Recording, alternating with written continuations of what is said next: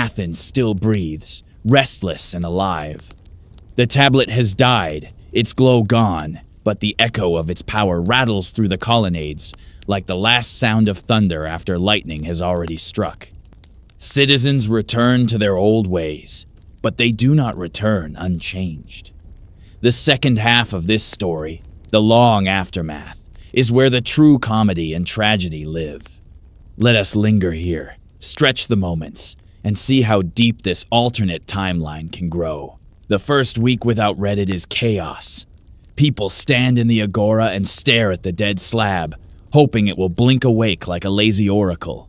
Farmers argue with philosophers, claiming their goats refuse to eat because there are no new posts. Children press their ears to the black screen as if it were a seashell that remembers the ocean. Merchants refuse to trade until someone gives them karma scores to prove their reputations. Even the priests admit, secretly, that they miss the arguments more than the offerings. For once, silence feels like famine. To replace the void, Athenians invent makeshift forums.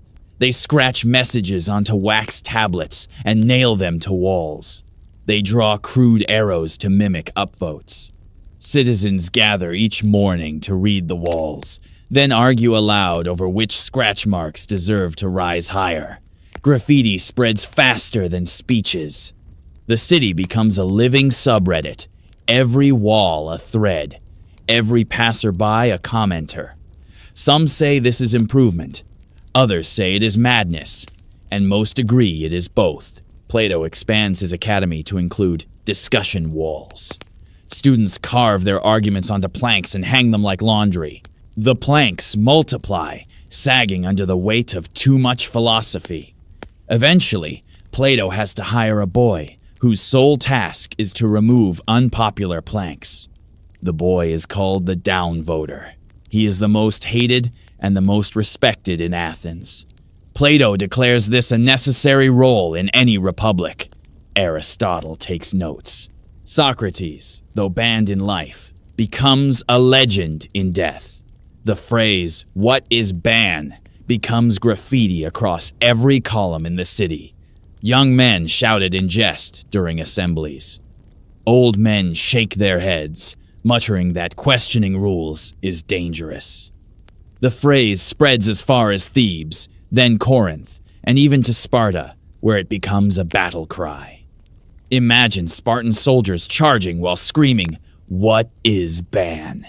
The Persians do not understand, but they fear it. Diogenes flourishes in the aftermath. With no tablet, he becomes the walking forum himself. Citizens gather around his barrel as if it were a subreddit. He answers every question with mockery. He scrawls crude drawings on pottery and hands them out like memes. One amphora shows a goat holding the glowing tablet, captioned, "R. Goat problem solved." Archaeologists centuries later will think it is a ritual vessel. In truth, it is the world's first shitpost carved into clay. Sparta, having tasted the glory of online raids, begins staging physical raids that mimic comment wars. They march into markets, shouting down every stall, chanting, "Downvoted! Downvoted!" Athenians complain, but secretly they admire the consistency.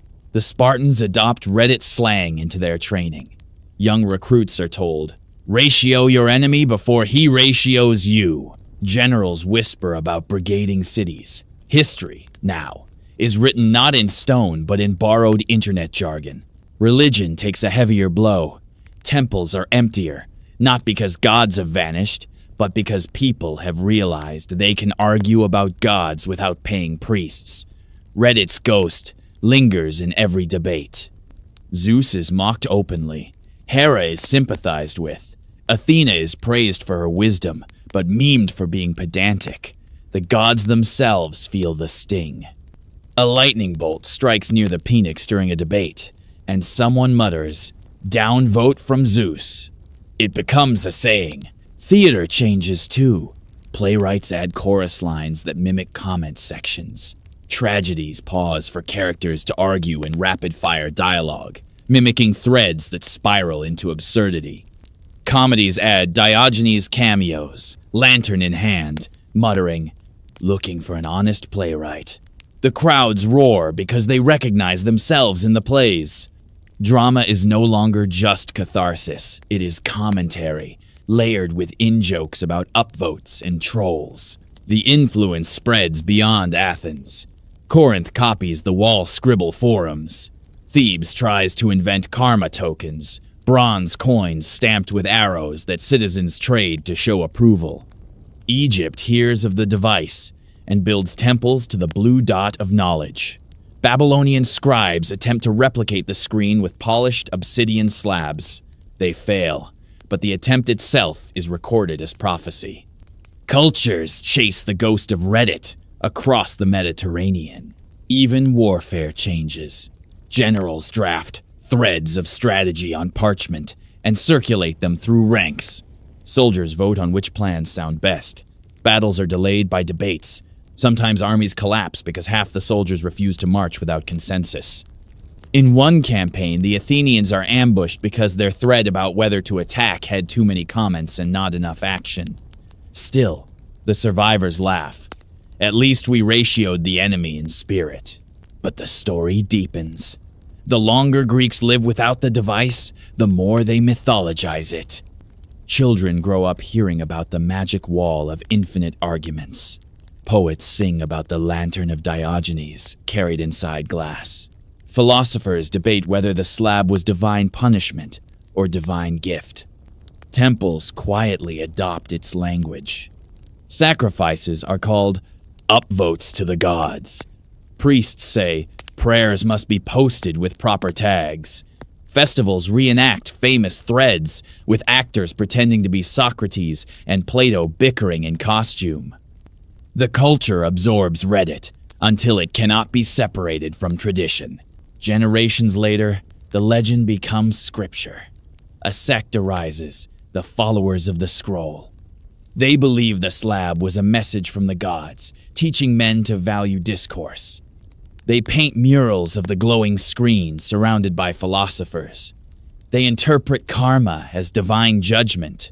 Those who are upvoted ascend to Olympus. Those who are downvoted descend to Hades. They rewrite myths to include comment sections. Hercules' labors are recast as threads with high engagement. The cult grows until even senators attend its rituals. But wisdom lingers too.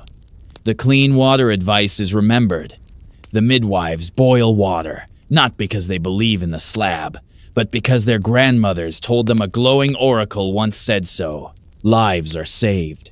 Doctors pass along remedies, as if they are comments carved into memory. Farmers rotate crops earlier. Merchants record fairer prices. Builders experiment with arches copied from drawings glimpsed long ago. Technology has died, but the knowledge sticks, rippling forward like waves long after the pebble has sunk. Aristotle, in his later years, writes a treatise titled In Forums. He argues that all human societies crave structured debate, that information without moderation collapses into chaos. He insists moderation is both art and tyranny. His students copy the treatise, and for centuries it guides scholars. In reality, it is Aristotle's Reddit mod diary, dressed in philosophy, but no one knows that. Plato, older and still stubborn, insists the slab proved his point. The shadows on the cave wall were nothing compared to the shadows on the screen. He writes a sequel to The Republic, imagining a perfect subreddit ruled by philosopher mods. The work survives, copied by monks centuries later, baffling them with references they do not understand. They translate karma as virtue points. They think DR is a spell. And Diogenes? He never writes anything. He just keeps trolling until he dies, laughing, lantern raised, barrel beside him. He is buried with an amphora, etched with his favorite phrase, "Row, cynicism forever." His grave becomes a pilgrimage site. People leave rude graffiti as offerings. He would have approved. Eventually, Rome rises, swallowing Greece, as it always did. Romans adopt the myths of Reddit and reshape them. Senators claim their votes are upvotes. Gladiators in the Colosseum hear the crowd roar and imagine themselves as trending posts. Roman graffiti mirrors Greek memes. Even emperors quote lines from the lost device, not knowing they parody themselves. The ghost of Reddit becomes empire-wide. Centuries later, archaeologists dig in the dust of Athens. They find pottery with drawings of goats, memes of lanterns, scribbles of arrows. They puzzle over strange inscriptions. What is ban? OP is wrong. Source? Scholars debate if these were prayers or jokes. A professor writes an article titled, "The Lost Forum of the Ancients." Another replies, "This belongs in our archaeological shitposts." The thread continues. So, the story stretches beyond the device. The second half is not about the glowing slab, but about the culture it created. For 30 years, Athens is haunted by Reddit. For 300 years, the Mediterranean repeats its patterns. For 3,000 years, echoes remain. The agora itself was always Reddit, the comments always human breath. The slab only made the truth visible, that men argue not because they seek answers, but because they cannot stop themselves. Imagine standing in the agora at dusk, the marble glowing orange, the voices fading. A boy scratches a meme into a wall. Socrates with glowing eyes, captioned, "Still asking questions, SMH." His father shakes his head. His grandfather laughs. The sun dips. The wall stands. The joke endures, and somewhere in the dark, a voice still seems to whisper, "Would you like to comment?"